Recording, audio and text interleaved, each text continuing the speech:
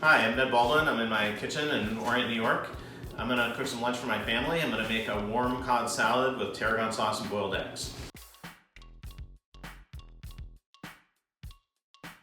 So the first step is salting the cod and cutting it up. We've got pieces that are 3 ounces each. I salted them a couple hours ago. The salt draws a little bit of water out and it tightens up the fish and it makes it poach really nicely. So I've got water going back here.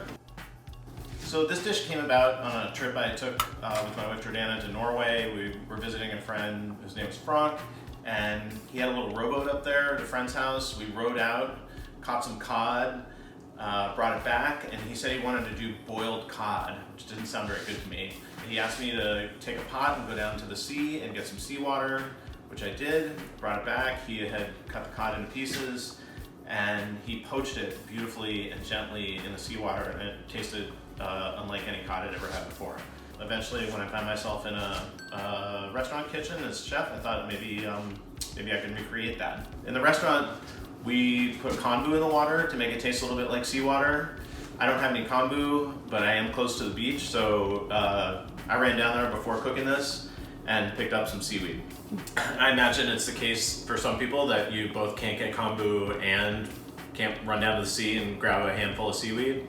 If you can, it's not the end of the world. You put a couple of, maybe a tablespoon of sea salt in the water, and the cod is going to come out great regardless. There are 2 things that are important. That the water tastes a little bit like the sea, also that it be the right temperature. I like to poach the fish at 160 degrees.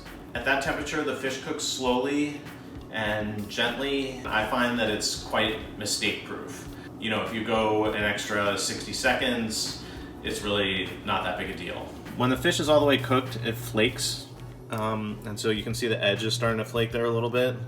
I like to use a laser thermometer to check the temperature of the water. It seems a little crazy and maybe a little like overkill, but you can get one of these guys online for like 17 bucks, and it's turned out to be one of the most useful tools I have in my kitchen. Okay, so we're all ready to go here. The cod is nice and flaky. It's still warm from the cooking.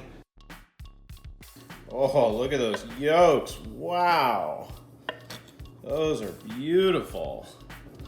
I'm gonna get them right on the plate so that all that yolk goes right into the dish. Peeled easy, the yolks are gorgeous. I bet they're gonna be delicious. Just gonna stir this up a little bit. And, you know, everybody's got their own sensitivities to aggressive flavors. Everyone except for me, I don't have any. So, you know, use as much or as little as you want. I can't get enough herbs. I'll eat them like salad. I don't even need any lettuce, just a giant bowl full of herbs and some dressing.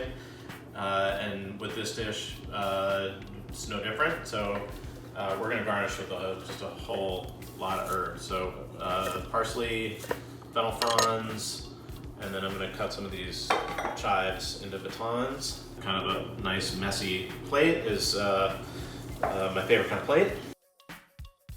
So we'll finish with a little bit of flaky salt, and never can have too much lemon juice, so I'll give it a little extra squeeze of lemon.